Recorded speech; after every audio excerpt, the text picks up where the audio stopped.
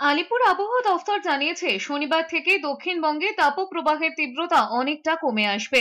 কলকাতা সহ গাঙ্গেয় পশ্চিমবঙ্গ এবং উপকূলবর্তী এলাকায় তাপপ্রবাহ বন্ধ হবে রবিবার থেকে দক্ষিণবঙ্গের 7 জেলা কলকাতা, হাওড়া, হুগলি, নদিয়া, 24 পরগনা এবং পূর্ব মেদিনীপুরে আর তাপপ্রবাহের সতর্কতা আপাতত নেই। তবে সোমবার অস্বস্তিকর গরম থাকবে কলকাতা সহ গাঙ্গেয় পশ্চিমবঙ্গেও। অন্যদিকে দক্ষিণবঙ্গের বাকি 8টি জেলায় অর্থাৎ পুরুলিয়া, বাঁকুড়া, ঝাড়গ্রাম, বীরভূম, পশ্চিম মেদিনীপুর, মুর্শিদাবাদ এবং 2 বর্ধমানে রবিবার থেকে তাপপ্রবাহের তীব্রতা বেশ কিছুটা কমবে বলে জানানো হয়েছে আবহাওয়া দফতরের তরফে।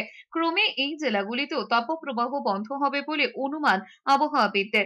অন্যদিকে উত্তরবঙ্গের 2 দিনাজপুর এবং মালদাকে বৃহস্পতিবার পর্যন্ত তাপপ্রবাহের সতর্কতা থাকলেও শুক্রবার থেকে তাপপ্রবাহ হবে না বলে জানানো হয়েছে আবহাওয়া দফতরের পূর্বাভাসে। তবে তাপপ্রবাহ বন্ধ হলেও শুক্রবার জলপাইগুড়ি, কোচবিহার, 2 দিনাজপুর এবং মালদাকে অস্বস্তিকর গরম থাকবে। শনিবার থেকে গরম কমবে উত্তরবঙ্গে। উল্লেখ্য, দক্ষিণবঙ্গে তাপপ্রবাহ শুরু হয়েছিল এপ্রিলের 2য় সপ্তাহ থেকে। কলকাতায় তাপপ্রবাহের পরিস্থিতি তৈরি হয় তার কয়েকদিন পর 19 এপ্রিল থেকে। গত এক সপ্তাহে উত্তরবঙ্গের জেলাগুলিতেও তাপপ্রবাহের সতর্কতা জারি করেছিল হাওয়া অফিস।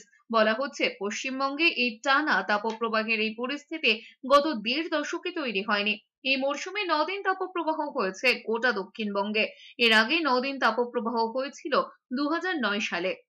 তাপমাত্রা যদি বলা হয় আগামী দুদিন খুব একটা চেঞ্জ নেই, মেনলি 2-3 দিন খুব একটা চেঞ্জ হবে না। 4 থেকে 5 তারিখে গিয়ে 2 থেকে 3 ডিগ্রি মতো কমবে দক্ষিণবঙ্গের জেলাগুলিতে সর্বোচ্চ তাপমাত্রাটা। 6-7 তারিখে যদি যাওয়া হয় তারপরে আরও সিগনিফিকেন্টলি কমে যাবে দিনের তাপমাত্রা। মোটামুটি 7 তারিখের কাছাকাছি গিয়ে প্রায় স্বাভাবিকের কাছাকাছি নেমে যাবে তাপমাত্রা।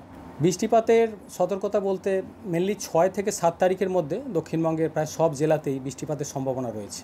মেন বৃষ্টিপাতের সম্ভাবনা থাকছে দক্ষিণবঙ্গে। 3 থেকে 4 তারিখেও কলকাতার ক্ষেত্রে তাপপ্রবাহের সতর্কতা রয়েছে। 5 তারিখে কলকাতার ক্ষেত্রে তাপমাত্রা কিছুটা কমবে তুলনামূলকভাবে। 3 তারিখে অস্বস্তিকর কন্ডিশন থাকবে উত্তরবঙ্গের জেলাগুলিতেও।